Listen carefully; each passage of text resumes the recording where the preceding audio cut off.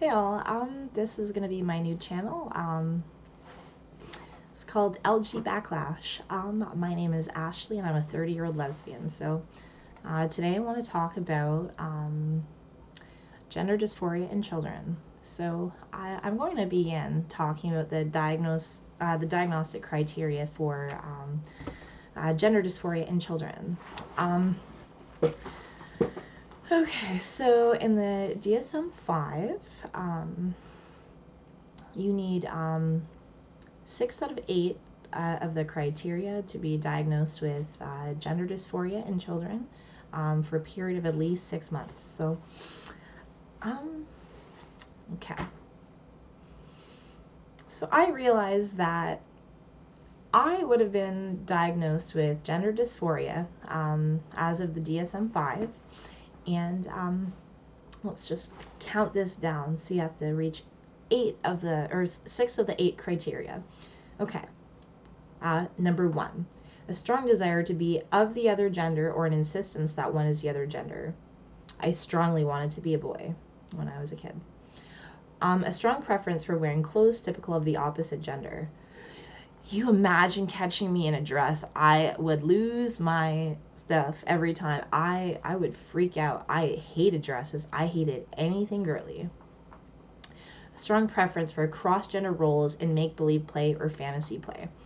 Absolutely every time. Still to this day, if I'm playing video games or anything, my character is male. If I write fiction, I write from the perspective of a male. A strong preference for the toys, games, or activities stereotypically used or engaged in by the other gender. I liked action figures. I liked video games. I liked violent things. I liked Ninja Turtles. I liked to roughhouse. Strong preference for playmates of the other gender. Considering I like all these boy interests, who's gonna play with me? Boys. Strong rejection of toys, games, and activities of one's typical of one's assigned gender. Yeah, okay. When I was 4, I still remember this. As a joke, my brother bought me a Barbie doll for Christmas, and of course I cut that sucker's head off with a steak knife, and its hair, and I shoved it in the toilet.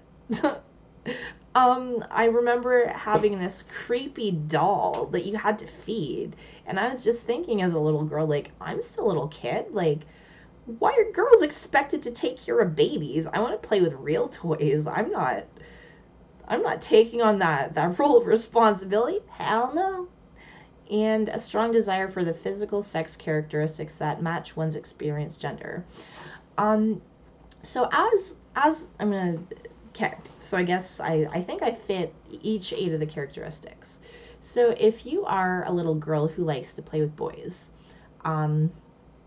what makes you different? So we all have the same interest, but what makes you different? The genitals, can't go to the bathroom, can't pee like a boy, can't, nothing like that. Can't go in the boys' bathroom, can't show your privates, you can't, well, you can. Well, I'm not getting into that. So yeah, I would have been diagnosed with gender dysphoria. So let's talk a little bit about my experience growing up. Yeah, I grew up with brothers. I had male interests. That's it.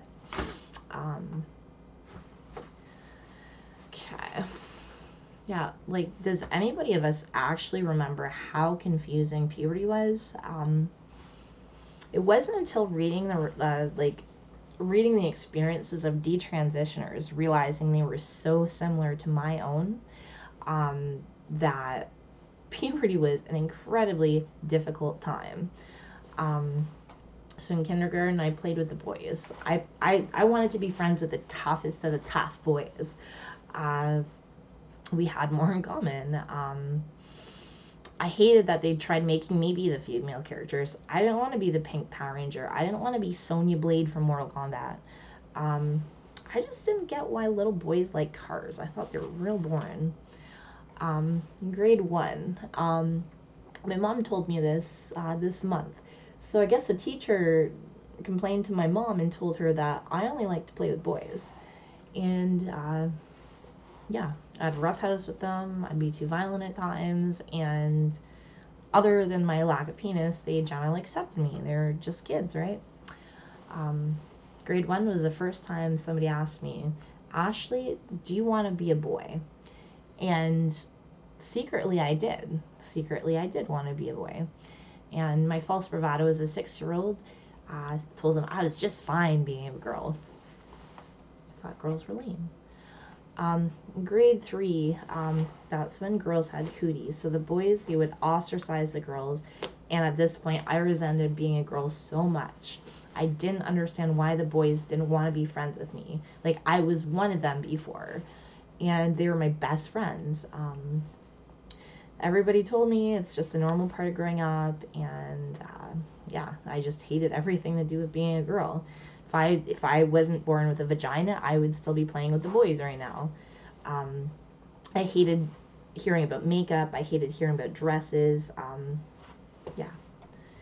In grade 5, the sex is mixed again. And in that time, it was really obvious that the boys' club had gotten stronger. So I realized that I could never be back in the boys' club because I was a girl because of my vagina. In grade 6, when I was 11, 12, my female peers started talking about their puberty symptoms. Like, they seemed excited for it, and it absolutely repulsed me. I started to grow breasts. I hated it. I couldn't even have the sex talk with my parents because I didn't want to hear about a bleeding vagina. I didn't want to hear about hair growing on my legs. I didn't want to hear about my breasts growing. I didn't want to hear any of that. I didn't want it to happen, and it disgusted me. It disgusted me every single day. My friends would tell me that I needed to get a bra, and that I didn't want to because that would symbolize me being a girl. Like, it was really during puberty that I started noticing the major differences. And yeah, I didn't understand why I was so uncomfortable with it compared to other girls. And I hated that they would talk about getting crushes on boys. Like, I did not have anything in common with these people. Yeah. So when I was 15 or so, I realized, okay, well, no, this was kind of a slow process. I realized that I didn't have any favorite NSYNC members or Backstreet Boy members, and every time I talked about having a crush on a boy, it was a lie. So I realized when I was 15 that I was a lesbian. And the nice part about that is I realized that I didn't have to attract men, so I didn't have to be feminine. I can dress however I want. I cut my hair off for the first time, and I still hated my female body. I had internal misogyny. I hated being sexualized by old men. Like, I thought they would just know better. Like, I had such dysphoria at being sexualized. I hated it. So yeah, would I have transitioned as a kid? I think I would have. I think I would have transitioned for all the wrong reasons. I strongly believe that due to my internalized homophobia, I would have transitioned. Not only because I didn't want to be seen as a lesbian, I didn't want to be seen as a butch girl, I didn't want to be seen as a manly girl. If I was just a male, that would have made things easier for me. Like, possibly one of the most important aspects for me, like, as a kid, when I was a kid, I was the only out lesbian, and I just wanted a girlfriend. I wanted to be normal. I wanted to be like the other kids my age. Like, I wanted a girlfriend. And considering everything, if I were to weigh my options and literally feeling this gender dysphoria, I would have transitioned, because I would have access to the straight girls in my dating pool, or so I would think. Um, so, kids lie. Kids lie. There is so much social pressure going on today.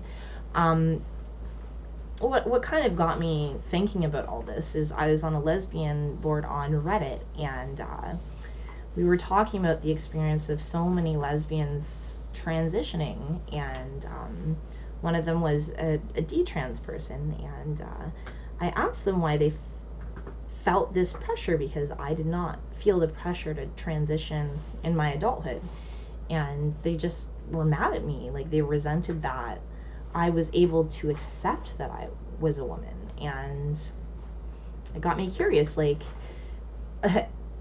I had already realized that there was a disproportionate amount of lesbians transitioning, and I didn't know why. I really didn't. And I felt like I didn't have anything in common with them, because they wanted to be male, and I was interested in women, and I didn't understand it until I started reading these detransitioner cases. So I realized I would have been at a high risk of transitioning as a child, and it's really scary to consider that my body might be damaged by hormones. I already got the belly here. I wouldn't want any more. I already got the chin hair. I wouldn't want more. I would probably be really self-conscious with a deeper voice. I think gravelly voices are hot in women. Detrans girls, don't you worry. And the thought of sterilization is scary. Even as an adult, I've experienced gender dysphoria, and I wanted a hysterectomy. And when I think about it that way, it seems no different than self-harm. And thank God when I was 15 I found feminism, because it taught me that I can be proud of being a woman. It gave me strong female role models. It showed me I don't have to be stereotypical. I can have a shaved head. I can talk about rape culture. I can be any kind of woman I want to be. It deconstructed what being a woman was. And once what being a woman was deconstructed, I was able to identify with it. So I don't believe in gender roles. I don't believe in gender roles. I'm a pretty masculine woman. Yeah, it's scary. Like, I hear about these reports about people that are so much like myself, being like 5 or 10 years younger than me, having this pressure to transition because of internal homophobia, internal misogyny, and I just know it would have been me. So I really feel for detransition women, and sexual abuse, and it's